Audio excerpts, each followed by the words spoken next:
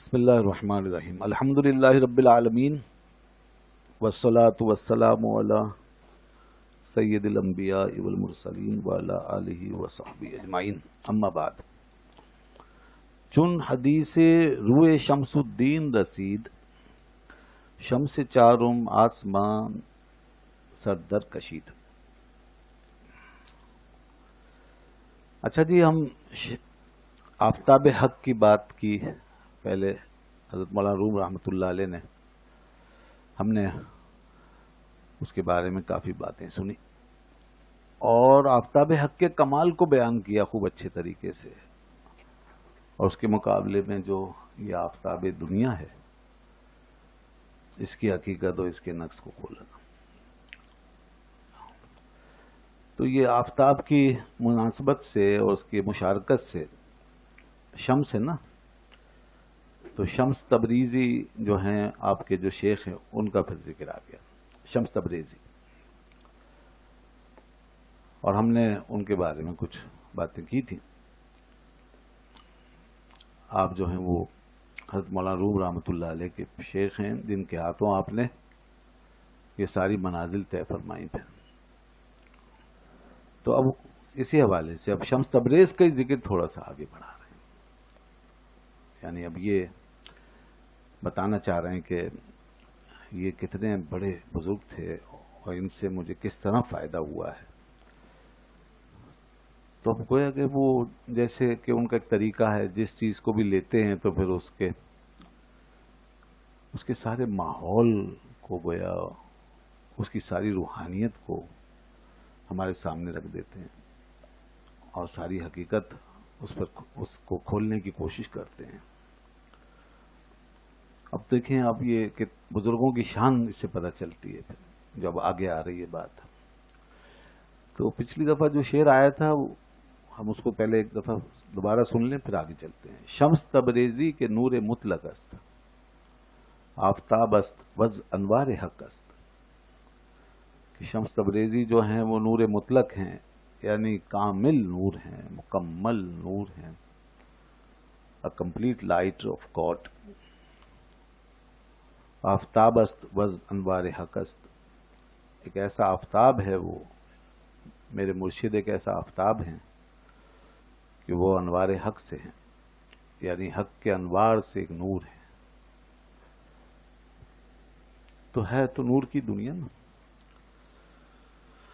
اور ہم نے بتایا تھا کہ نور کا جو استعارہ ہے نا، یہ اہل معرفت کے یہاں بہت زیادہ مستعمل ہے۔ دنیا میں تو نور بھی ہے اور ظلمت بھی ہے، لیکن اہل حق جو ہیں وہ تو نور کے ہی سفر میں آگے بڑھتے ہیں،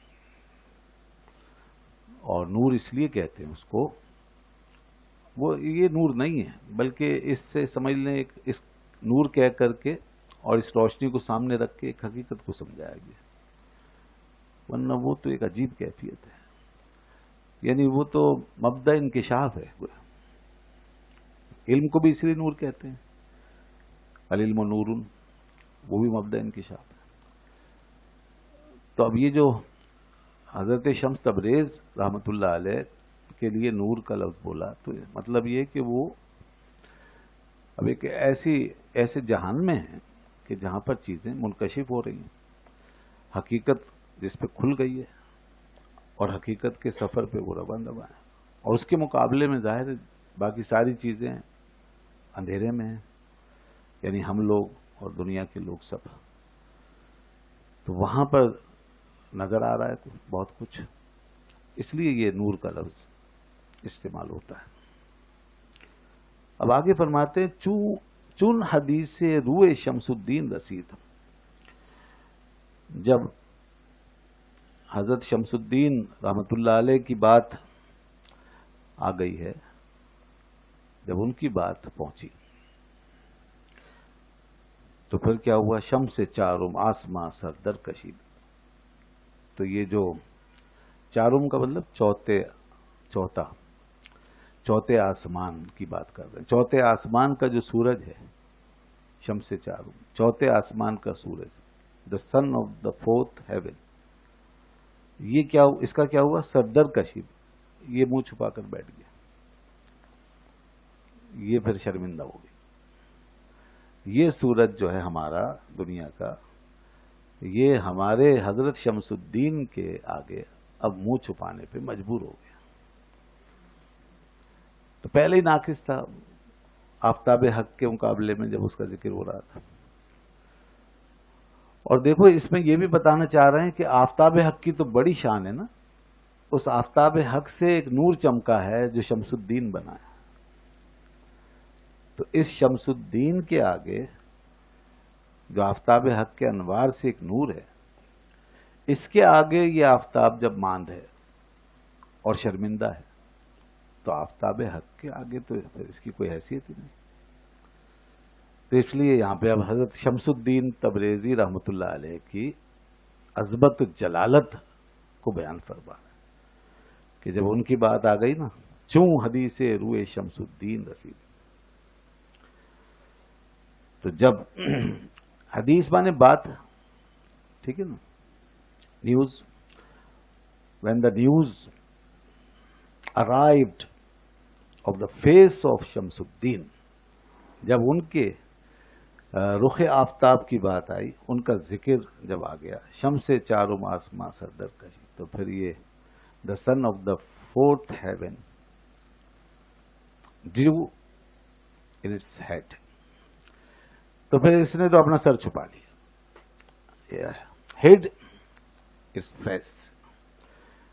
یہ منہ دکھانے کے قابل نہیں ہے اب.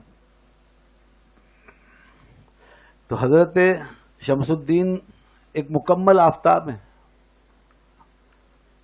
اور ظاہر ہے کہ وہ ایک اس دنیا کے آفتاب ہیں جو اس دنیا پہ غالب ہے. اب یہ دنیا جتنی ہے اس کا ہمیں پتہ ہے، اس کے سامنے کچھ نہیں. پھر اس دنیا کو روشن کرنے والے آفتاب کی کیا حقیقت ہے، ٹھیک ہے نا، اس کے حساب سے وہ بھی کچھ نہیں.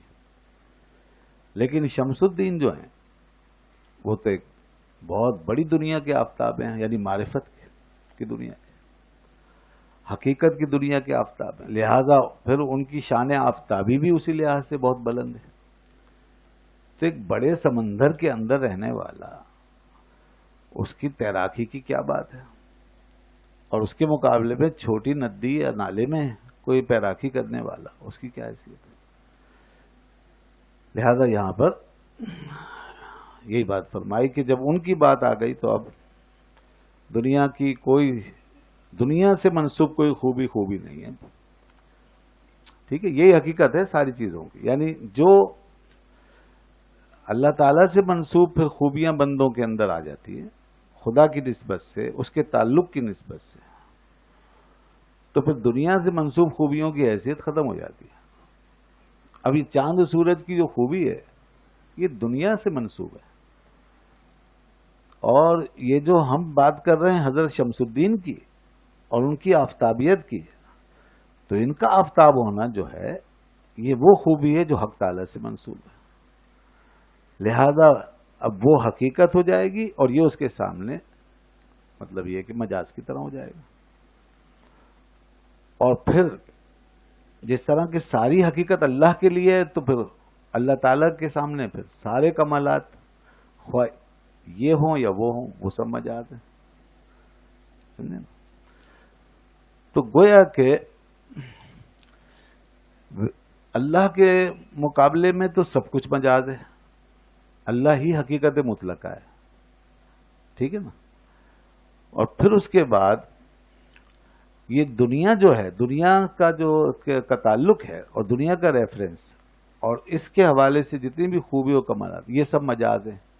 اور اس کے مقابلے میں روحانی کمالات اور اللہ کے تعلق پہ مبنی جتنے حقائق ہیں وہ سب ایک حقیقت ہے. تو یوں یہ پھر ایک مجاز ہو جاتا ہے، وہ حقیقت ہو جاتا ہے. پھر وہ مجاز ہو جائے گا سارا روحانی کمالات کا سلسلہ، اور خدا کی ذات خود حقیقت ہے، اور جو کچھ اس کے ساتھ ڈائریکٹ ہے وہ حقیقت ہے. ٹھیک ہے نا. اس کے بعد فرماتے ہیں واجب آمد چونکہ بردم نام او، شرح کردن رمزی از انعام او. واجب آمد چونکہ بردم نام او. اب چونکہ جیسا کہ نام آ گیا، نام میں نے لے لیا ہے ان کا، حضرت شمس الدین کا، تو واجب آمد یعنی اب یہ واجب ہو گیا، اب ضروری ہو گیا. کیا؟ شرح کردن رمزی از انعام ہو. اب میرے لیے لازم ہو گیا کہ میں اب کھول کے بیان کروں کچھ ایک رمز کی طرح ان کے انعام سے، ان کے احسان سے، جو حضرت شمس کا مجھ پر احسان ہے، جو ان کے میرے اوپر احسانات ہیں، جو کرم نوازیاں ہیں، جس طرح میں نے ان سے فیض پایا ہے، اب میں اس سے کچھ نہ کچھ بتاؤں گا. یہ میرے اوپر لازم ہے. یہ جو واجب آمد کا ہے نا لفظ، یہ دیکھو یہ ایک بہت بڑی گہرائی کے ساتھ احسان مندی کا اظہار ہے گویا. یعنی کہ یہ ہمارے بزرگوں کے آداب میں سے ہے کہ آپ نے جس سے پایا ہے تو اس کے احسان کو دل و جان سے مانیں اور اس کے احسان کا دل و جان سے اظہار کریں. یہ گویا کے طریقت کے آداب ہیں. اس لیے فرمانے واجب آمد. دیکھو یہ سب سے بڑی محرومی ہے انسان کی، کہ انسان کسی سے پائے، خاص طور پہ روحانی فائدہ، علمی فائدہ، یہ خاص طور پہ تو، اور وہ اس کا اعتراف نہ کرے. یہ انسان کے لیے بڑی محرومی ہے. اور ویسے جو ہے آداب تو یہ ہیں، جنرل آداب یہ ہیں کہ جس سے بھی جتنا بھی جو بھی فائدہ حاصل ہوا اس کا اعتراف ضرور کرو. چاہے کسی نے ایک پیسے کا ہی فائدہ آپ کو پہنچایا تو اپنے دل میں اس کا اعتراف ضرور رکھو، اور جہاں ممکن ہو اس کا اظہار کرو. جتنا آدمی دوسرے کے احسان کو یاد رکھے گا اتنا ہی بڑا شکر گزار ہوگا. اور یہی مطلب ہے اس کا، من لم یشکر الناس لم یشکر اللہ. یہ حدیث ہے، بڑی مشہور حدیث ہے. جس نے لوگوں کا شکریہ ادا نہیں کیا اس نے اللہ کا شکریہ ادا نہیں کیا.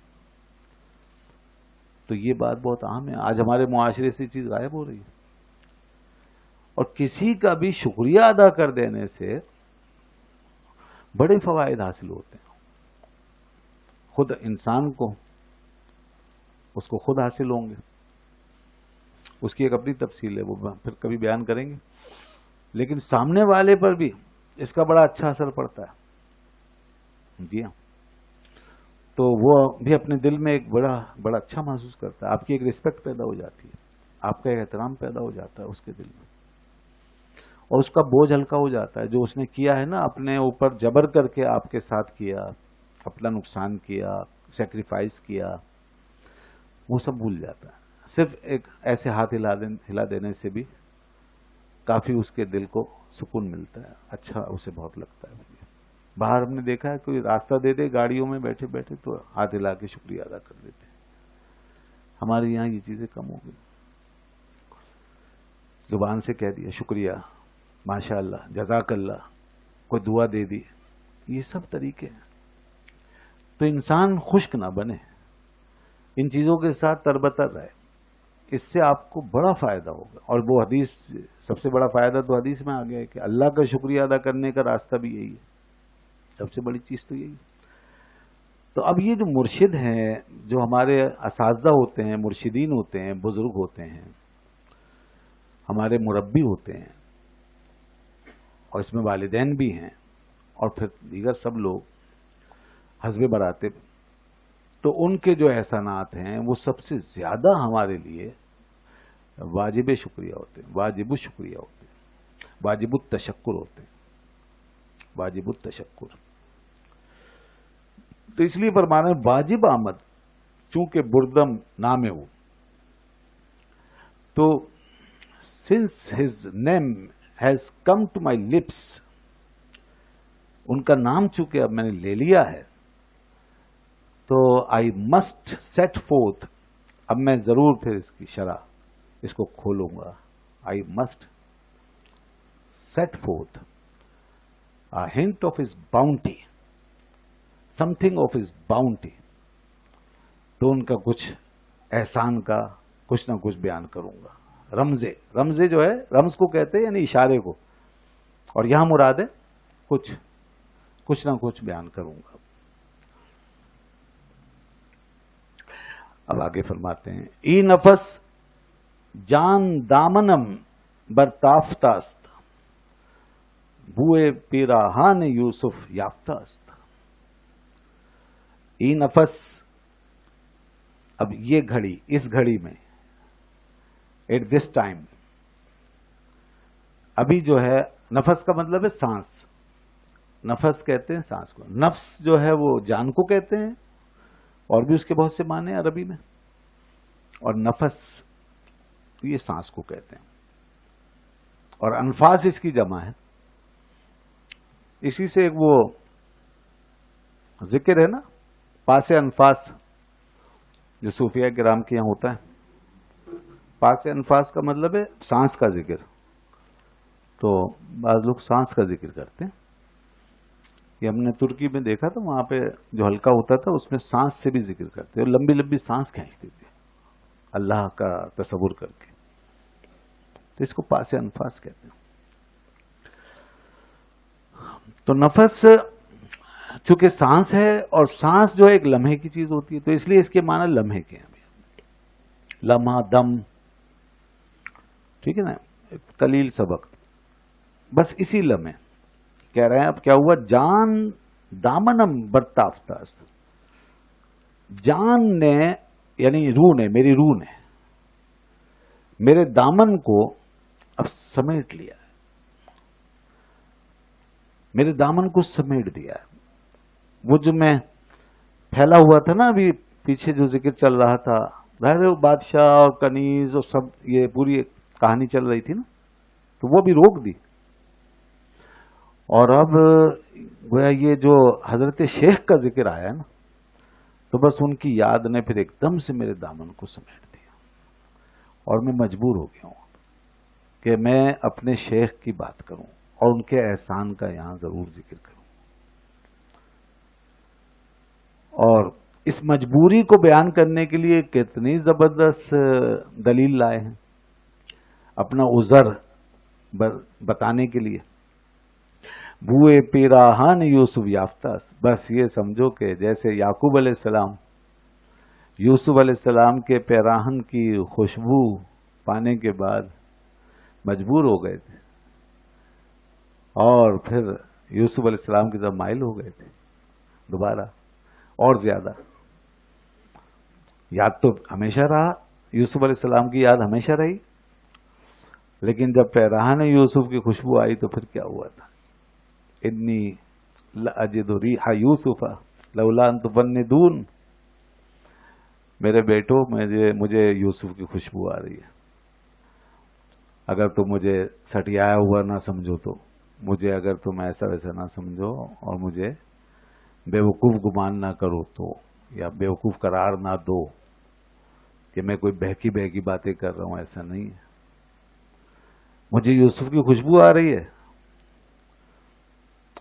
तो हजरत मौलाना रूम रहमतुल्लाह अलैह इसी तरह फरमा रहे हैं, बस अब मुझे भी अपने शेख की खुशबू आ गई है, उनका जिक्र आ गया है ना, तो अब मुझे भी उनकी खुशबू आ गई है। तो जिस तरह हजरत याकूब मजबूर हो गए यूसुफ की बात करने पर, हजरत यूसुफ अलैहिस्सलाम की बात करने पर, इसी तरह मैं भी मजबूर हो गया हूं कि अपने शेख की बात करूं। ये हाल है भाई, इस हाल से बात करना, इस हाल में जाके और ऐसा एहसानमंद होकर, तो ये वाकई फिर ऐसे लोगों की बातें सुनने का भी मजा है, और उनसे हमें भी बहुत कुछ मिल सकता है। ये वो उस किस्म का जिक्र नहीं है हजरत शेख का जो आजकल पीरों फकीरों की कुश्तियां कराई जाती हैं कि मेरा पीर ये और मेरा पीर वो, और खूब जनाब बस ऊपर ही ऊपर से हम लगे रहते हैं हर जगह अपने शेख को मुसल्लत करने में। ये वो पीर परस्ती नहीं है भाई कि जबरदस्ती हर जगह। एक हाल है, कैफियत हो, ऐसा माहौल बन जाए और उसमें आदमी बस मजबूर पाए अपने आप को, यानी शेख का कमाल कोई जो है वो घेर ले उसको, तो फिर लोग भी थोड़े से सुनते हैं, माइल हो जाते हैं, और एक बात बामाना हो जाती है, माहौल के साथ हो जाती है। लेकिन मौका बेमौका हर वक्त जब देखो, अल्लाह को इतना याद नहीं करते जितना शेख को याद करते, خدا کی بات اتنی نہیں کرتے جتنی شیخ کی بات کرتے، اور وہ بھی اپنے اپنے شیخ کے ساتھ ہی معاملہ رہتا ہے۔ ایسے اگر اوپر سے ہی آپ کو صرف خانہ پوری کرنی ہے اور یہ مصنوعی انداز سے ہی رٹا لگانا ہے تو بس دوسروں کا بھی لگاؤ، سب کا لگاؤ، لیکن اگر حال میں ہے آدمی تو پھر اپنے شیخ کے اندر اسی طرح گم ہو جائے گا۔ تو ایک جو ریح ہے نا، خوشبو شیخ کی، وہ انسان کو پہنچ جائے گی۔ تو وہی بات فرما رہے ہیں، ہمیں بھی اسی طرح بس اپنے شیخ کی خوشبو آ گئی۔